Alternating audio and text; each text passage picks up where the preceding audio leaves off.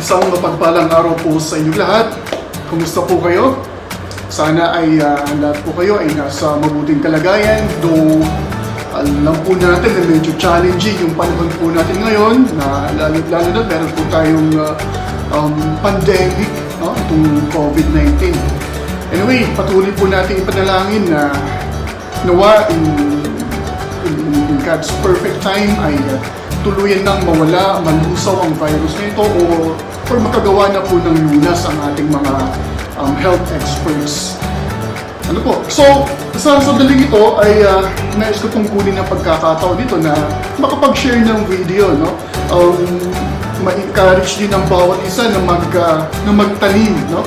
Na magtanim ng halaman, ng anything na pwede po nating maitanim kung meron na tayong mga espasyo sa ating tahanan, no? Tulad ko po dito sa Saudi Arabia, no? Matagal ko na pong gusto magtanim noon, no? Kaso hindi ako gaanong pinapalit na buhay ng halaman, no? Then lately, aking sinubukan sa labas ng aking tinitirahan, no? Merong bakanting space malapit sa parking area, no? Na naaarawan, na naiinitan, at doon ko po nilagay yung aking mga tananim, no?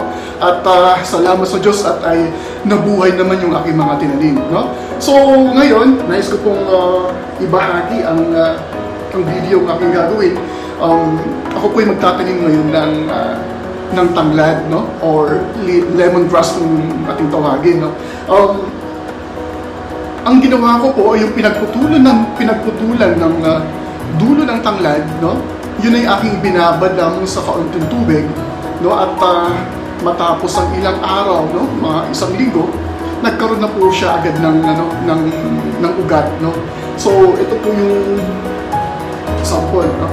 Ito yung pinagputulan ng dulo ng tanglad bago ako yung magluluto ako. So binabad ko lamang po siya, no? Then in just a week, nagkaroon na po siya ng ugat, no? Ito po yung medyo matagal-tagal na, no? Malaki-laki or mahaba-haba na yung ugat niya.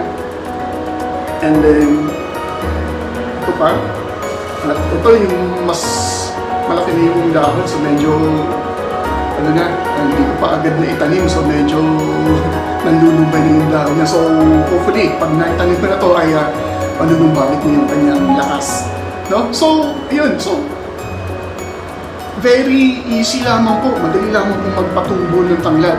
Matagal ko nang sinubukan before na magpatubo, but luckily ngayon ay pinalad na po akong patubo ng tanglad. And before po tayo magsimula, before po natin itanim ito, ang tanglad po pala ay isa sa napaka-beneficial na halaman. Ito yung damo na talaga namang iingatan natin na hindi masira or hindi mamatay, no? Kasi unang-una, ang tanglad ay meron kakayahang pumatay ng cancer cells, no? Binabalance din ito ang blood pressure ng ating katawan. At isa rin po itong lunas sa lagnat, kung meron tayong lagnat, no? Tanglad ay isa sa napakabisa. And gayon din kung meron tayong ubo at sipon, no? Tested and proven na po sa akin yan. Dati nung taglamig or panahon ng tag-ubo at sipon, no? Naglalaga lamang po ako ng tanglad, sinasamahan ko ng luya, no? Or hinahalo ko lamang sa tinola, no? Ginadamin ko lang yung tanglad, no? In just a matter of 2 to 3 days, nawawala po agad yung aking ubo at sipon, no? And bukod po diyan, meron din po itong kakayahang balansehin yung ating yung digestive system, no? Yung medyo naparami tayo ng kain, no? Yung makakatulong ito sa pag-digest ng ating mga kinain. And of course, lalo ngayon, no? Ang tanglad ay isang mabisa rin po sa pagtanggal natin stress, no? Akalain mo yan, no? Lalo sa panahon na yun, very stressful po ang nangyayari. So, for sure, ang tanglad ay makakatulong po ito. At bukod po dyan, meron din po itong kakayahan bawasan, no? Magbawas ng ating timbang, no? Nakakatulong ito magbawas ng ating timbang. And of course, meron din daw po itong kakayahan, no? Maging painkiller, no? Kung may mga arthritis tayo, no? Makakatulong po ito, no? So, marami pang gamit, marami pang benefits ang ating makukuha sa tanglad, no? So, Kaya kung meron tayong pagkakataon, no, may chance tayo, kung meron tayong kaunting espasyo sa ating lugar, no, sa ating tinitirahan, lalo na sa mga OFWs dyan, no, so may mga accommodation na may sa rooftop, no, so may mga space doon. Basta meron pong lilim part or hindi siya totally naiinitan na buong maghapon, no, napakagandang spot po yun para ating pagtataniman, no? So, ayun, so proceed po tayo sa pagtatanim, no? Meron akong paso dito na ready na for may kumuha lamang po ng buhangin or lupa, no? At doon po natin itatanim, no? Imagine sa loob lamang ng mahigit isang buwan, no? Actually, nagtanim na po ako, meron akong mini garden sa labas ng aking accommodation, no? Malapit lamang sa parking area, and luckily ay wala naman pong kumukuha or walang nakikialam.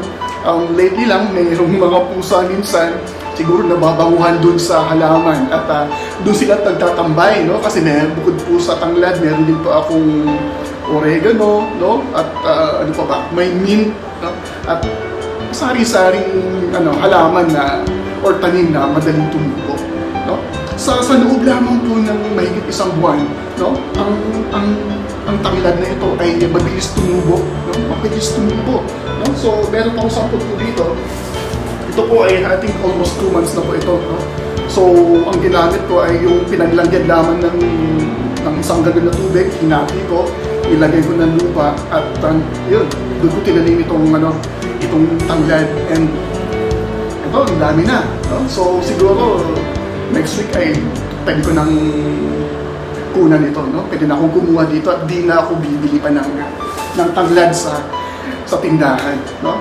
So ayun, so I guess yun lang muna po. Gagawa ko ng mga iba pang videos, no? Hanggat mayroong pagkakataon.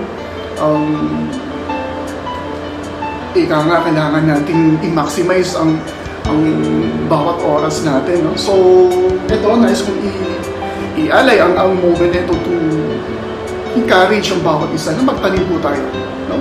Magtanim tayo for self-sustainability, no? And likewise, makatulong din po tayo sa ating kalikasan, no? And of course, very practical. Instead na bumili pa tayo, no? Ibitas na lamang tayo sa ating sariling mga pananim. And isa pa sa napakagandang benefits po ng may mga pananim tayo, no? Every time na, galing tayong trabaho, no? Pag-uwi natin, pag nakikita natin yung mga lunting ang halaman natin, no? Nakaka-relax, nakaka-relieve po siya ng stress, no? Nakaka-refresh ng ating katawan, no? Lalo na kung pagod tayo sa trabaho, pagod tayo sa maghapon, no? So ayun, so kaya ito, since medyo maaga-aga pa naman akong nakauwi, no? Medyo may araw pa naman, so I took this opportunity na makapagtanim ng tanglad. So yun lang muna po, and I hope you will join me sa mga darating pang mga videos, at samahan niyo po ako, and let's promote self-sustainability sa ating kapaligiran, no?